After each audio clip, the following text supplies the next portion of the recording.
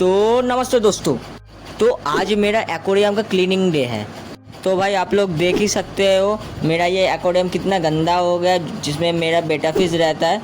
तो ये है गाइस मेरा बेटा फिश, जिसको मैंने अलग से एक बकेट में रखा है।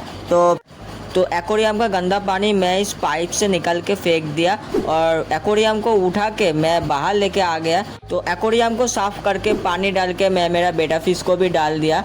और भाई मेरा बेटा फिश का लुक देखो एक बार, और इसका मैं नाइट व्यू भाई ये रहा। भाई देखो एक बार भाई मेरा बेटा फिश का कलर देखो। और गाइस आज के लिए इतना ही, बाय बाय।